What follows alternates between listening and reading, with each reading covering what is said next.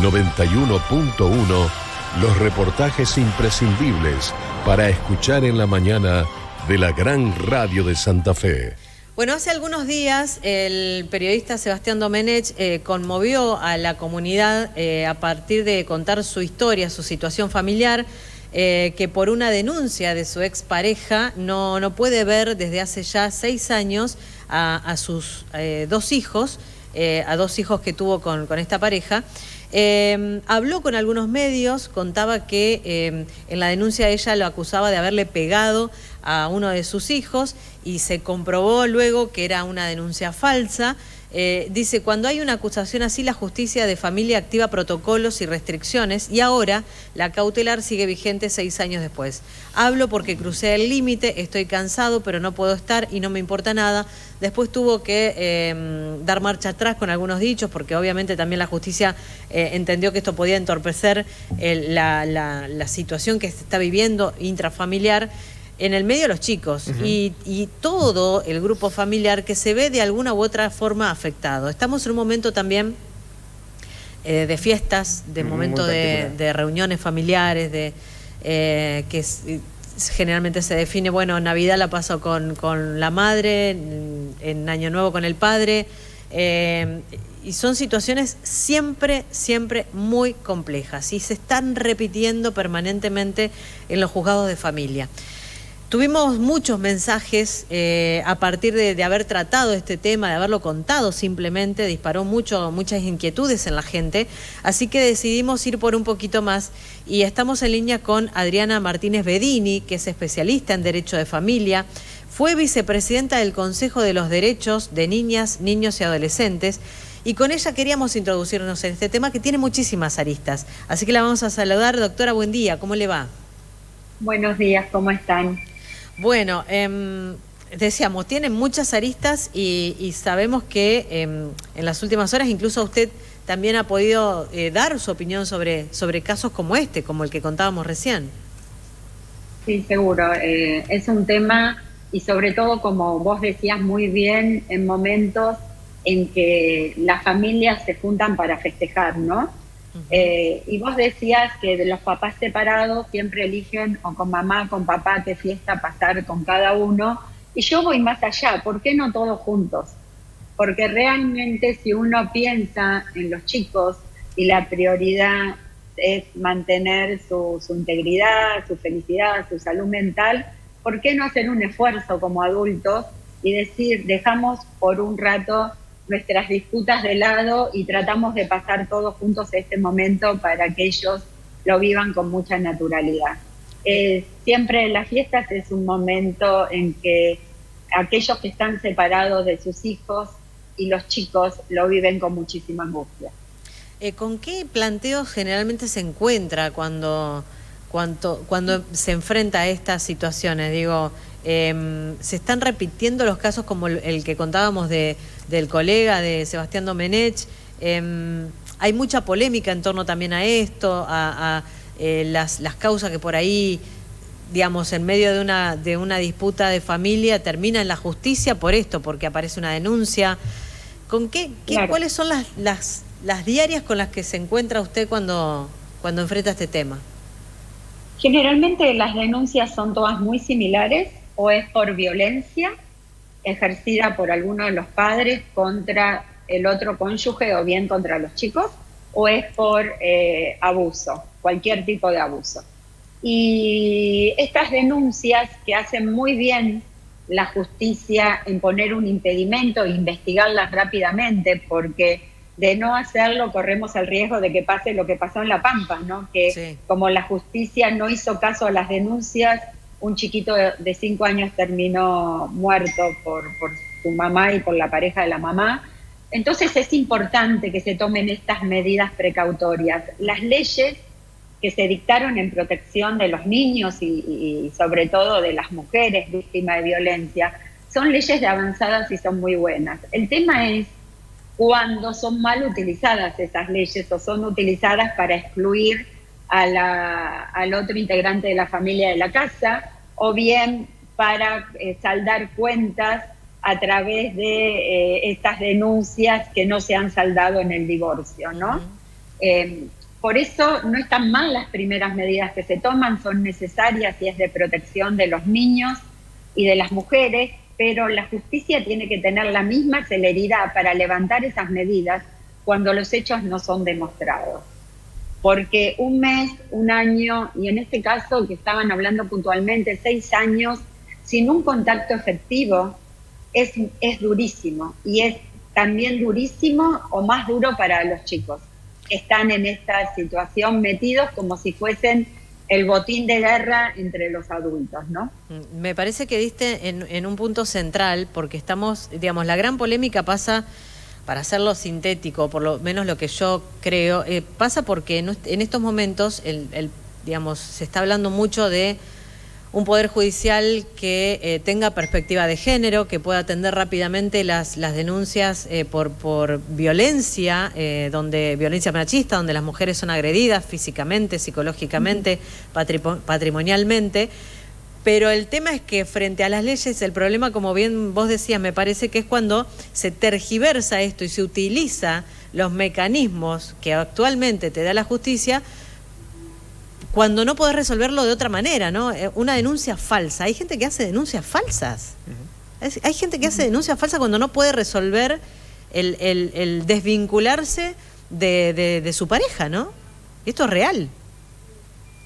Es real y se utilizan, y los juzgados de todas maneras tienen que tomar las medidas, porque no pueden dudar en eso los jueces, porque dudar puede llevar a que se cometan lesiones más graves o la misma muerte de las personas que están denunciando. Por otro lado, las mujeres al momento de denunciar situaciones de violencia también están en una situación muy vulnerable, aquellas que lo sufren, porque de repente se quedan sin ingresos económicos, sin un sostén en la familia, tienen que salir a enfrentar la vida de una manera distinta, de proteger a sus hijos, con lo cual estas leyes son muy buenas, son de avanzadas, y es fundamental que se tenga el tema de género en los tribunales al momento de tomar decisiones. Pero también hay que tener en cuenta que cuando estas denuncias están comprobadas que no son reales, hay que actuar rápido. Y lo dice el propio Código Civil, los dicen los especialistas en niños, niñas y adolescentes en el tema de psicológico y psiquiátrico de estos niños. 6 años sin un vínculo con un papá, con una mamá, con una familia ampliada, con abuelos, con hermanitos que seguramente tienen de nuevas parejas de sus padres, es muy complicado reconstruirlo.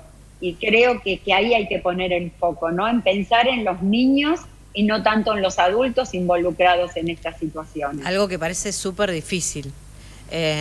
No, porque pasa sí, pero es primordial que se piense en los niños. Yo me pregunto cuántas veces escucharon en estos 6 años a los chicos, en este caso puntual, ¿no? O en el caso que hablábamos de La Pampa, ¿se lo escuchó al nene a ver qué estaba viviendo con su mamá y su papá? El derecho a ser escuchado de los chicos es fundamental, es fundamental. Y para eso está la justicia, están los organismos de protección, que son especialistas en esto y saben cómo escucharlos sin seguir victimizándolos, escucharlo de una manera distinta. Ahora, ¿qué tal, doctora? ¿Cómo le va? Facundo es mi nombre. ¿Y los canales de mediación, funcionan o no funcionan? Los canales de mediación donde en definitiva no hace falta seguir en esas compulsas o esos tirones entre la justicia y todo queda liberado según el fallo del juez. ¿Qué pasa muchas veces en las relaciones como padre, ¿no? En el caso de las exparejas, que termina con conflictos judiciales muy pero muy severos, que no solamente impacta en los chicos, sino también en el resto de los familiares. ¿Cómo está, Facundo? Sí, la mediación se utiliza previa a la presentación en tribunales los acuerdos. A través de la mediación se llegan a los acuerdos en un divorcio. Con los chicos lo que se pueden hacer son lugares para vincular, lugares también para que tengan espacios terapéuticos familiares. Esto sí funciona y realmente da resultado. El tema es que cuando uno de los padres o ambos padres en muchos casos ponen obstrucción para que se puedan hacer estas cosas. O sea, directamente no les interesa, ponen excusas, faltan a las audiencias, faltan a las entrevistas, a las vinculaciones que se proponen. Entonces, ahí sí hay una obstrucción clara de que este vínculo siga adelante. Y en esto tiene que estar muy atenta la justicia.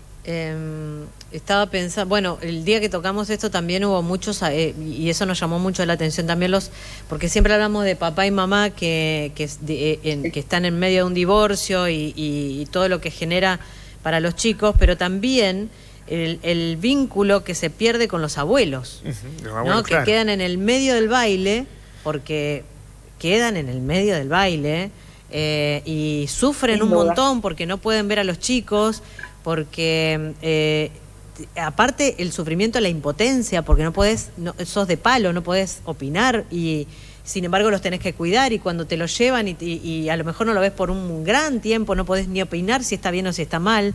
Es decir, ahí todavía es me parece mucho más delicado el tema, ¿no? Sí, aparte sabemos el rol fundamental que los abuelos tienen en la vida de los chicos, ¿no? Todos aquellos que pudimos disfrutar de nuestros abuelos sabemos lo que eran en nuestras vidas. Y sí, los abuelos pueden ejercer judicialmente el derecho a que el progenitor o el papá o mamá que está impidiendo la vinculación lo tenga que hacer forzado por la justicia. El tema es que muchas veces los abuelos no tienen acceso a la justicia. ¿Por qué? Porque son personas ya grandes, porque no tienen el acceso económico para contratar un abogado, porque tal vez movilizarse hasta un lugar donde hay patrocinio jurídico gratuito en un momento de pandemia para ellos es complicado. Entonces, ¿por qué llegar a estos puntos? Claro. No solo los abuelos, los tíos, los padrinos, como decía yo antes, los hermanos, los medios hermanos que tienen, que tal vez no saben ni conocen los otros chicos que tienen esos hermanos, ¿no? Los vínculos son importantes, la familia es importante, el derecho a la familia. Con lo cual la ley los autoriza a que se presenten, pidan, y dice algo muy claro el Código Civil: la justicia tiene que hacerlo en los tiempos más breves posibles. Claro. Y creo que acá está dando un mensaje la ley, ¿no?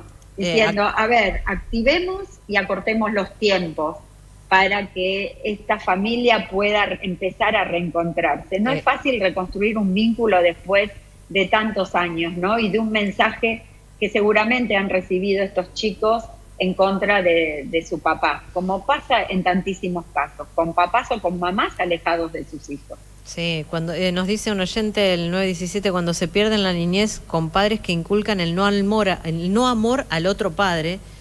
Si una niña de 3 años es negada a su padre y se le habla mal del padre y su familia nueva, con querer que esa niña quiera a la nueva familia y toda su otra familia paterna, se le generan realmente situaciones muy, muy dolorosas, ¿no? Y uno lo ve, ¿no? Es muy difícil porque estamos hablando de muchos egos, de un ser humano dolido, porque la mujer o el varón muchas veces están dolidos y en ese dolor generan odio y le trasladan ese odio a los chicos. O la inseguridad de por ahí tal vez en estas impulsas perder en este caso los chicos o perder tiempo compartido con los chicos. La verdad que encima cada caso es particular, porque uno que está detrás del mensajero empiezan a llegar distintos mensajes, con cada uno contando su caso, exponiendo su caso particular, y es difícil generar por lo menos bases que se tengan en cuenta por dónde ir, pero siempre tiene que estar principalmente vinculado o velado los derechos de los niños. Exacto, yo creo que tenemos que poner la mirada en los chicos y no en los adultos. Ese es el problema. Los adultos tienen que dirimir sus problemas como adultos, pero no se pueden poner en medio de estas batallas judiciales o batallas de egos, como decían ustedes, a los chicos. Porque ahí sí le estamos causando un daño y ahí sí todas las leyes los protegen más a ellos que a los adultos. Con lo cual, nuestra mirada siempre tiene que estar en los chicos, en su bienestar integral, en que pueda crecer con una familia, con todos los afectos, vincularse con los padres, siempre que estos vínculos sean sanos. En algunos casos hay que separarlo de los padres porque hay maltrato, hay abuso, hay una agresión desmedida, y en eso también están las leyes que los protegen. Pero cuando esto no está demostrado, ¿por qué impedir que los chicos crezcan con ambos papás y con ambas familias, que los van a fortalecer más para su vida de adulto? Doctora, ¿hay una explicación de por qué la mayoría de las tenencias, generalmente la primera tendencia es a que la tenencia quede en manos de la madre? La explicación es el maternaje, que también está cambiando, no solo acá, sino en el mundo. Por eso también cosas que se piden son evaluación de ese maternaje, a ver si esa mamá está en condiciones de ejercer esa maternidad, ¿no? Como de la misma forma la paternidad para el padre, ¿no? O sea Exactamente, porque a veces a la que hay que excluir de la vida de los chicos por un tema de violencia, de maltrato, es a la mamá. Entonces, hoy esa tendencia está cambiando, pero en los primeros meses de vida, y tiene que ver con amamantar al chico, con los primeros cuidados, hay como una impronta que es la mujer o la mamá la que se hace cargo de ese chico de una manera distinta. Pero eso está cambiando, sobre todo con los matrimonios igualitarios, o las parejas igualitarias, ¿no? Donde está demostrado que ese rol lo pueden cumplir ambos padres sin ningún problema. El 229 dice: hola chicos, mi nombre es Diego, yo vengo pasando lo mismo con mi hijo, hace 4 años me separé y desde ese momento no paso una fiesta con mi hijo, dice. Obviamente hay de todo, hay mucha gente que... Sí, detrás de Diego seguramente estarán tal vez los hermanos de Diego que no pueden disfrutar de su sobrino, los padres de Diego que no pueden disfrutar sus nietos. O sea, son familias enteras que por una razón determinada no pueden verlos, ¿no?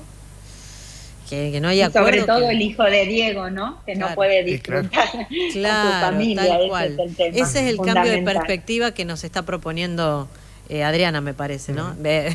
Sí, sin duda, en poner la mirada siempre en los chicos. Y después los adultos nos arreglamos. Decían mecanismos de mediación, terapias, revinculaciones, pero el tema, poner la mirada en los chicos y en el daño que a estos chicos se le está causando.